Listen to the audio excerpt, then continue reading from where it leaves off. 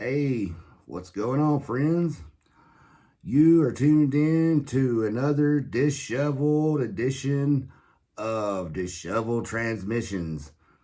And today, as part of our ongoing tribute this month to Danzig, I am going to be talking about Danzig's fourth album, Danzig 4, or Danzig 4P, or however you have it. So Danzig 4P, it's a interesting album. It's a very fascinating, interesting album, and the way that a lot of it kind of stays in the traditional Danzig vein, but then again, it kind of like breaks the mold in a lot of ways, and then goes, does stuff that they've never done before, in the way of experimentation and things like that. This album was released on October 4th, 1994. It was their last record on Deaf American Records, and last to be produced by Rick Rubin. Before it was their last also as a band, Danzig as a band, before Glenn Danzig would go on and recruit other people after the other three guys, Erie Vaughn, Chuck Biscuits, and John Christ, would leave later after the album's release. Some sooner than others, but yeah, he would go on to recruit a whole new band. It really, after this, became more about Danzig the man than Danzig, the artist, not Danzig the man, or not Danzig the band, excuse me. So yeah, it was their last one in American recordings. It was recorded at Hollywood Sound Recorders and Ocean Way Studios. And the cool thing about it is they took a fresher approach to recording this one, more so than the other three up to that point. Glenn had recorded most of his ideas onto a micro cassette recorder and just brought it in, and then him and John Christ worked on stuff, and then later on the rhythm section, Erie Vaughn and Chuck Biscuits would come in and lay their stuff down. And then, of course, yeah, you had Rick Rubin producing again.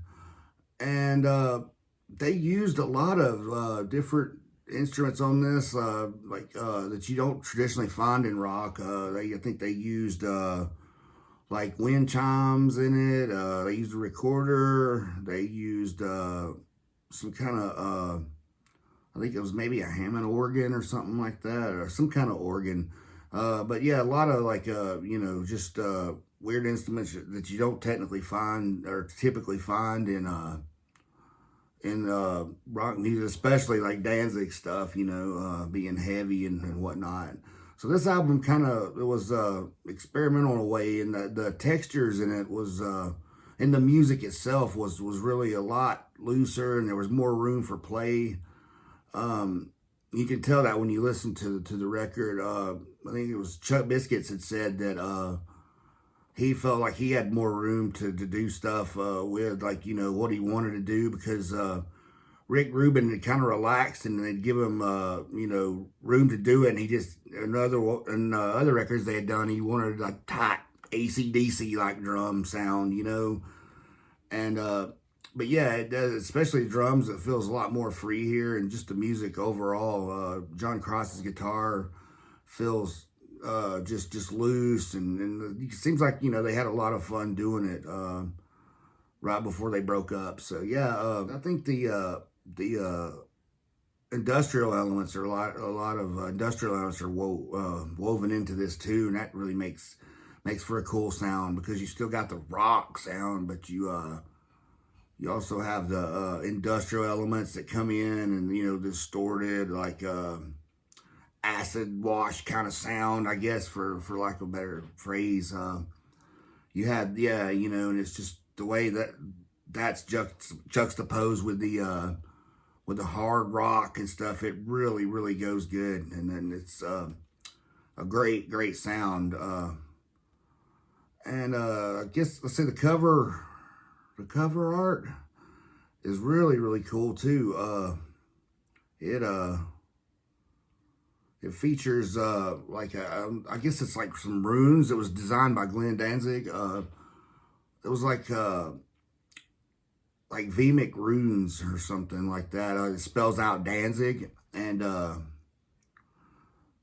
they at first he didn't want to even title the record at first. Glenn Danzig did. He just wanted to put the runes on, and but you know, he was under pressure from the record company. They wanted, you know, they didn't want to put it out without a title, you know, and all that. So he eventually agreed to 4, and then he let him put a 4 sticker on it, and it was a sticker. And beside that, on the right, you had like a P, so that's where the 4P comes from. And what the 4P is it represents is the 4P movement.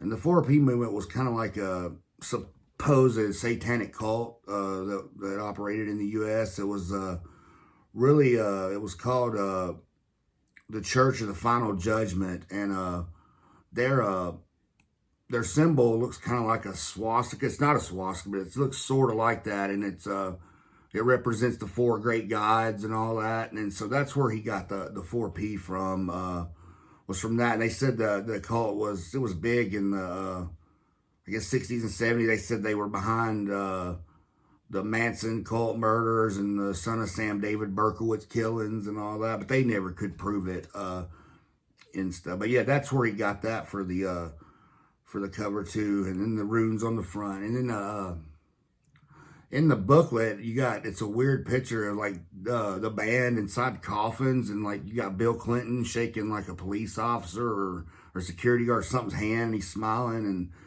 that was kind of like a jab at Bill Clinton at the time. I think they were saying that Glenn Danzig, they thought he was in '94 was a threat to Bill Clinton or Bill Clinton's presidency or something. So that was just kind of like a jab, you know, tongue-in-cheek jab to him. I thought it was pretty funny myself, man. But yeah, it's really nice cover to it. The runes look really cool in the front, and then you got all that, you know, going on too, all the other stuff. As far as the songs, I mean, you know, you got a lot of really different sounding tracks. You know, the experimental tracks are more like Can't Speak, Let It Be Captured, which is Can't Speak is Let It Be Captured backwards. I guess everybody pretty much knows that. That's a Danzig fan. I mean, like, Let It Be Captured is already kind of, you know, dreamy something, but I mean, you put it on Can't Speak and backwards, it's really trippy. And you put the industrialized vocals over that, yeah, you got a real trip going on there. So, and you know, so you got some clean guitar that sounds really good, and like Dominion, and I Don't Mind the Pain. You got those, starts out with just real clean, like real clean guitar, fast pace. I love it. And Don't Mind the Pain. It's like dan dan. You know, it starts out and it's real clean.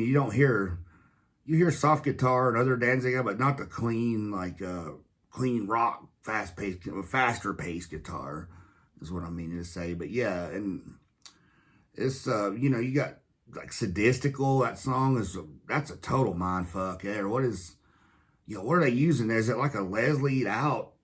Like, is it synthesizers? Is it a Leslie through an organ? So I don't know, man, but it sounds really cool. You know, and then you got rockers on it like Brand New God, Bringer of Death, which is a heavy hitter. I mean, just belts it, you know, to you. And Son of the Morning Star, that's a really cool track. So you got a balance of rockers on it and experimentation, which makes it for, you know, a real fascinating album. And with the industrial, I think that's the way, you know, it's the logical step, I guess, in the way Danzig was going in his music, because you know, everybody knows 5 would be just totally industrial, you know, like some, you know, just straight out of Ministry or Skinny Puppy or something like that. And but this one is a good precursor to that record, and it's really fascinating listen all around.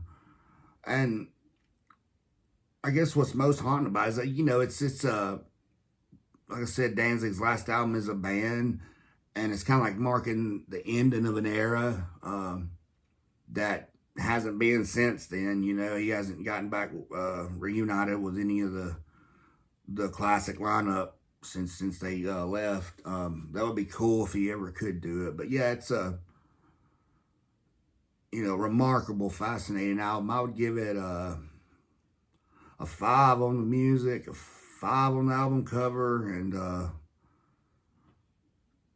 production, I'd go 5.2. Well, it's still Rick Rubin in his good old days, like I was saying. So yeah, it's an album that you need to hear before you die, man. It's definitely something everybody needs to check out. So yeah, man, what do you guys think of Danzig 4 or 4P? Do y'all like it? Is it one of your more favorite records? Let me know in the comments, or just anything else you got on your mind. And you guys be safe out there. I know it's crazy out there right now, crazy times. So yeah, be safe, and looking forward to hear from you guys. Until next time, keep on rocking.